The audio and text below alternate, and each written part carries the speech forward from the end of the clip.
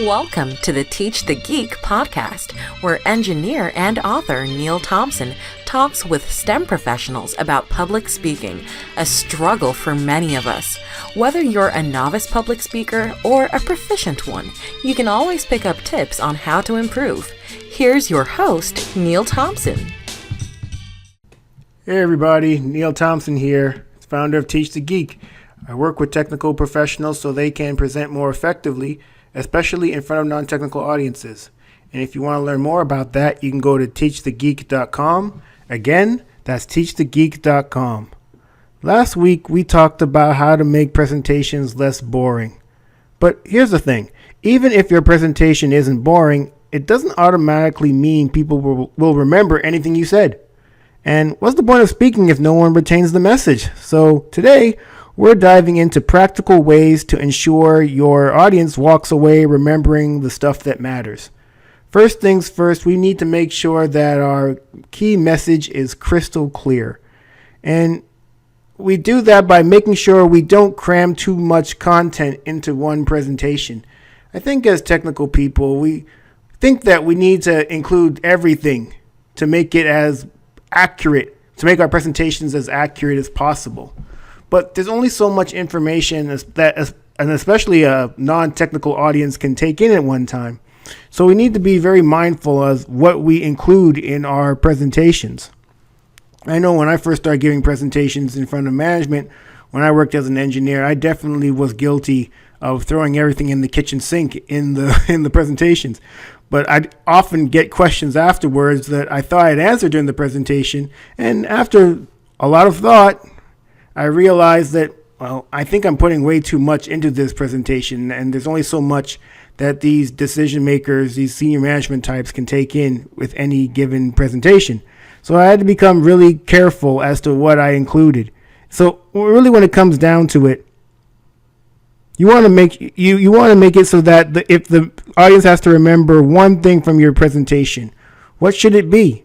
And you want to make that the anchor of your presentation, and you don't want to waver from that too much, and you want to make it so that they definitely remember what that anchor is.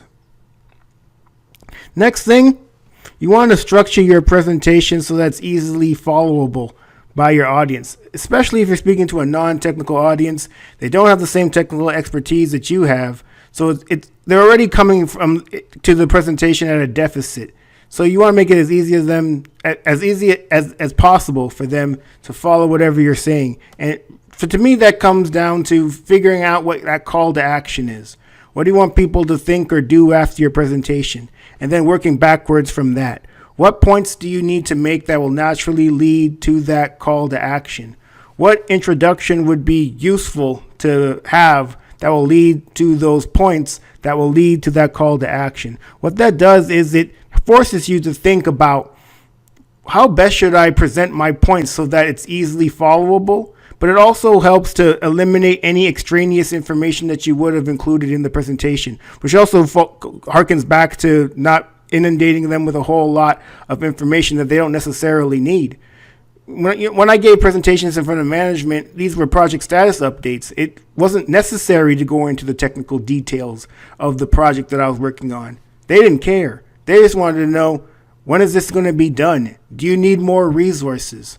Do you need more money? Do you need more people? What do you need from us? The technical details were not important.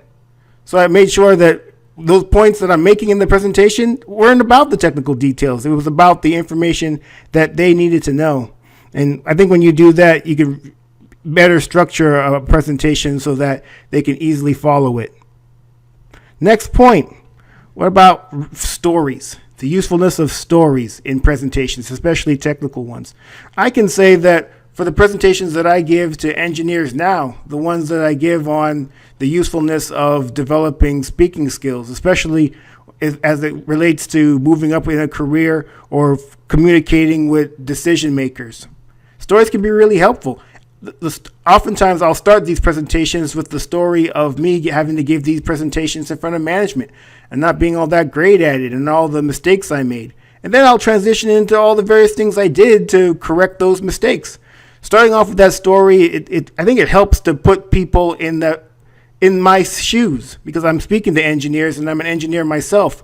They very well could relate to or giving a presentation and it going over people's heads and people not understanding what you're talking about and not paying attention.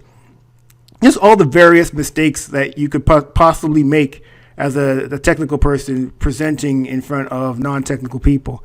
Now, what do you do with that? Well, that's what those points are for. It's the solution. The solutions are, what did I do? Well, I focused on that call to action. I focused on developing the points that would naturally lead to that call to action.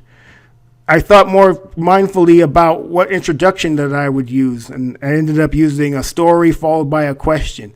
Story, as I mentioned, is really helpful in engaging people, and then the question puts them in the frame of mind of what's to come next.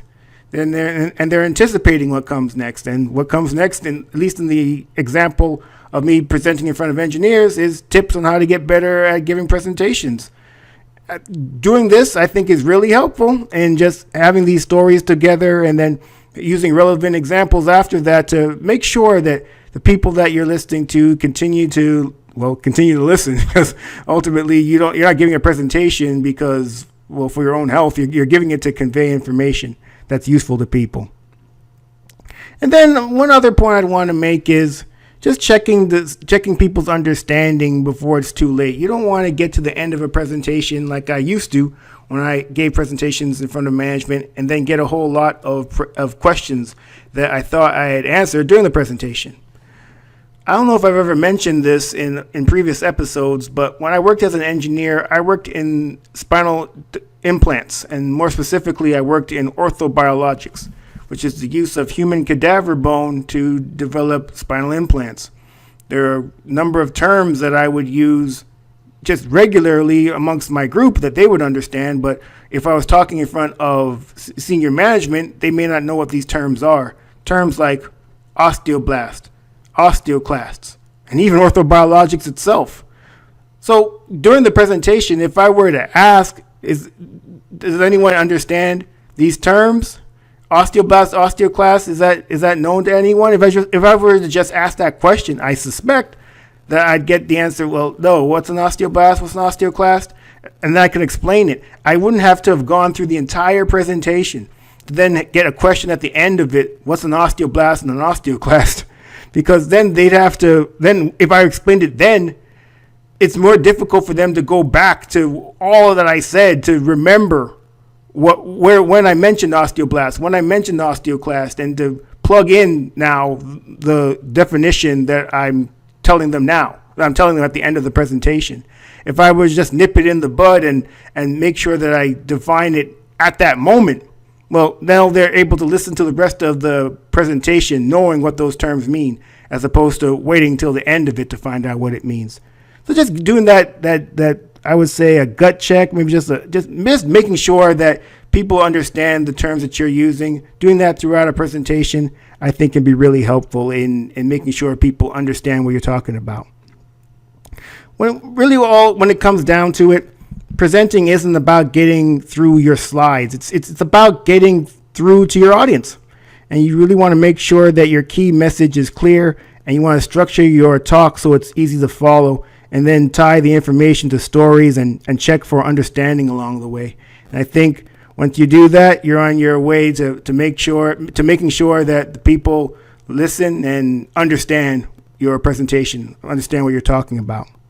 Certainly, if you want to learn more about all of this, continue to listen to this podcast. I plan on doing more of these solo episodes. I certainly enjoy doing the interviews with people and learning more about their public speaking and their career journeys. But I see the benefit of doing these solo episodes as well. So again, my name is Neil Thompson. I'm the founder of Teach the Geek. I work with technical professionals so they can present more effectively, especially in front of non-technical audiences.